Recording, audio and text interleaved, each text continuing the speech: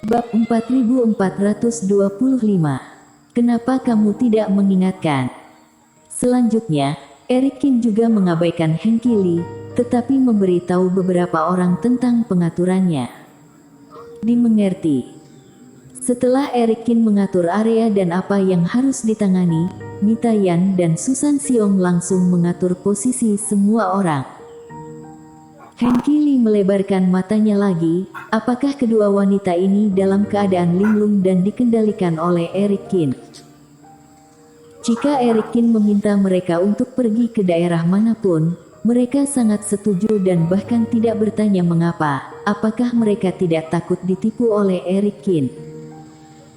Saudara Lee, karena kamu jumlah orang di kota F sedikit, aku akan menyerahkan tempat yang paling tidak berbahaya ini untukmu, tidak masalah kan? Erikin menunjuk ke tepi di tanah berbahaya. Tidak masalah. Henki Lee juga melihat-lihat, area tersebut memang terlihat aman dan memunggungi kabut putih, membuatnya mudah untuk bertarung dan sulit untuk menyerang. Sepertinya Erikin tidak main-main. Tapi aku ingin mengingatkanmu bahwa bahaya di tanah berbahaya ini tidak kecil. Kalian tinggal di sini saja, jangan pergi sendiri tanpa izin hanya karena kalian melihat semacam godaan. Jika tidak, kalian mungkin dalam masalah. Erikin berkata lagi. Hehe, aku bukan pendatang baru di lokasi pertarungan, Saudara Qin terlalu khawatir. Henki Lee menghina dan tidak mengambil hati untuk kalimat ini sama sekali. Sungguh konyol bahwa pihak lain ingin mengajari dirinya sendiri bagaimana melakukan sesuatu. Erikin tersenyum dan tidak menekankan apapun lagi. Setelah semuanya diatur, semua kultivator memasuki tanah berbahaya ini. Saat orang asing masuk ke wilayah mereka sendiri dan iblis monster di tanah berbahaya meraung satu demi satu dan kemudian bergegas menuju kerumunan. Ada begitu banyak iblis monster. Ini beberapa kali lebih banyak dari jumlah iblis monster di tanah berbahaya sebelumnya. Ketika semua kultivator melihat kerumunan iblis monster yang padat bergegas ke arah mereka, pupil mata mereka mengecil untuk sementara waktu. Namun, Erikin telah sangat mengingatkannya sebelumnya dan para kultivator agak siap secara psikologis. Setelah panik sejenak, menurut pengaturan Erikin, Kingsu, klan beruang, termasuk kultivator kota F, berjalan sambil bertarung dan masing-masing bergerak menuju tempat yang ditunjuk di tempat itu. Namun dalam posisi yang mudah bertahan dan sulit menyerang ini, serangan iblis monster memang tertahan. Selain itu, Erikin menjelaskan sebelumnya bahwa ada beberapa karakteristik dalam pertempuran iblis monster ini. Meskipun ada banyak kelompok iblis monster, mereka terus-menerus dibunuh. Erikin ini selalu suka menggertak.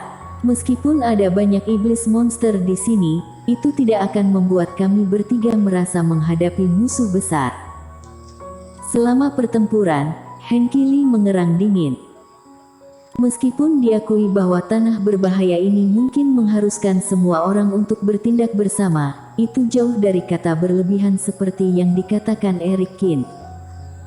Hei, teman seiman sekalian, apa itu? Saat pertempuran semakin gelap, seorang kultivator di kota F tiba-tiba menunjuk ke suatu daerah tidak jauh dan berseru. Henki Lee melirik ke sana tanpa sadar dan kemudian matanya tampak terkunci pada tempat itu dan dia tidak bisa berhenti melihat sama sekali. Harta macam apa ini? Di daerah itu, piringan cahaya keemasan yang berkilauan perlahan muncul di bawah tanah. Piringan ini sebesar telapak tangan, dengan garis-garis cahaya yang mengalir di atasnya, seperti semacam harta langka, menarik perhatian semua orang. Mereka melihat sekeliling dan tidak menemukan sesuatu yang berbahaya. Keserakahan Henki Lee tiba-tiba bergerak. Harta karun yang tiba-tiba muncul di tanah berbahaya mungkin adalah benda Dewa Bintang. Benda ini sangat dekat dengannya, tidak masuk akal menunggu orang lain mengambilnya. Kamu tinggal di sini, kedua tetua ikutlah denganku." Dengan teriakan pelan, Hengki Lee segera membawa dua tetua kota F menuju piringan emas itu. Pada saat ini, dia benar-benar melupakan peringatan Eric Kin sebelumnya. Hengki Lee ini, kenapa tiba-tiba meninggalkan posisinya? Melihat Hengki Lee bergegas keluar, para kultivator dari Qingzhou dan klan beruang semuanya mengerutkan kening. Eric Kin tidak hanya menginstruksikan Hengki Lee, tetapi juga mengingatkan para kultivator di kedua sisi lainnya. Adapun piringan emas itu, semua orang benar-benar melihatnya, tetapi karena instruksi Eric Kin sebelumnya, mereka tidak berani bergerak sembarangan. Orang-orang bodoh ini malah tidak ikut merebut.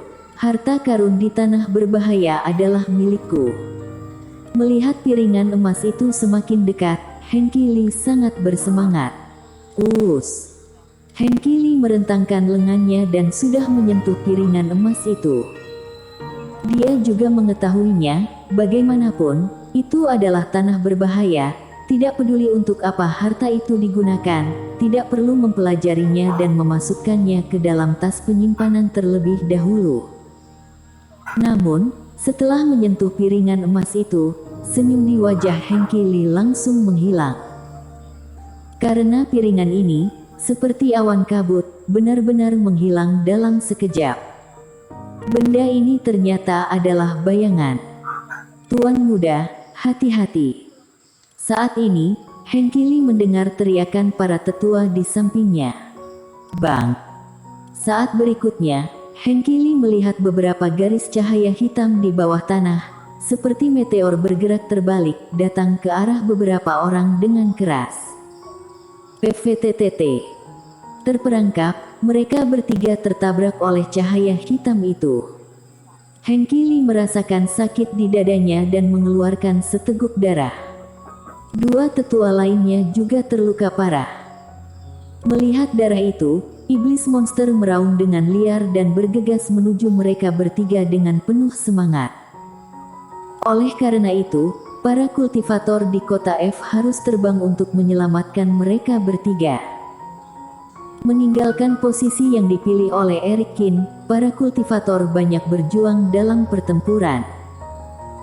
Setelah banyak pertempuran, mereka kesulitan untuk kembali ke posisi semula. Adapun kultivator di kota F, beberapa dari mereka terluka dan mereka terus mengerang kesakitan.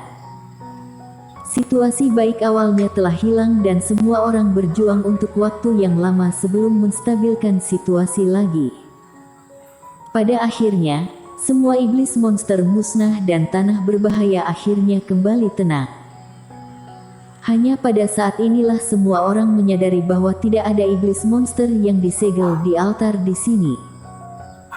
Setelah Mita Yan berkomunikasi dengan patung itu, sebuah panggung perlahan naik di tengah altar dan sebuah piringan emas melayang di atasnya. Atau lebih tepatnya, hanya sebagian sudut dari piringan itu. Karena hanya sebagian dari benda ini yang nyata, sedangkan sisanya adalah kondensasi cahaya. Harta karun ternyata muncul di tanah berbahaya di sini, tetua Di berkata dengan heran. Jika kita memilikinya di sini, seharusnya ada juga di Longzhou. Semua orang samar-samar merasa bahwa piringan ini pasti ada hubungannya dengan membersihkan tanah berbahaya, puncak tertinggi dari puncak Gunung Pedang. Tuan Istana Yan, Qingzhou berkontribusi paling banyak dalam pertempuran ini, jadi kamu ambil saja barang ini terlebih dahulu. Susan Xiong tidak peduli tentang ini dan berkata. Di samping, wajah Hengki Lee hampir meledak. Dia yang memimpin dalam merebut harta ini, tetapi akhirnya tidak mendapatkan apapun. Sebaliknya, dia menyaksikan benda itu jatuh ke tangan Mita Yan. Tentu saja, yang paling membuatnya kesal adalah Eric Kin yang berjalan mendekat. Teman seiman Kin, karena kamu mengaku memiliki keahlian sebagai master rahasia langit, kamu harus bisa meramalkan bahwa akan ada bayangan harta karun ini di tanah berbahaya ini. Hengki Lee menanyai Eric Kin dengan mata membelalak. Kenapa kamu tidak mengingatkanku sebelumnya, yang menyebabkan banyak korban jiwa di kota F? Tidak masalah bahwa tidak ada seorang pun di klan beruang yang terluka, bahkan King Su, yang dia benci, tidak terluka sama sekali. Sebaliknya, kota F menderita cukup banyak luka, termasuk satu luka serius, yang membuat Hengki Li agak malu. Hengki Li, apakah kamu sudah gila atau telingamu penuh dengan bulu keledai? Sebelum Eric Qin dapat berbicara, Tetua Di tidak dapat menahan amarahnya. Bersambung.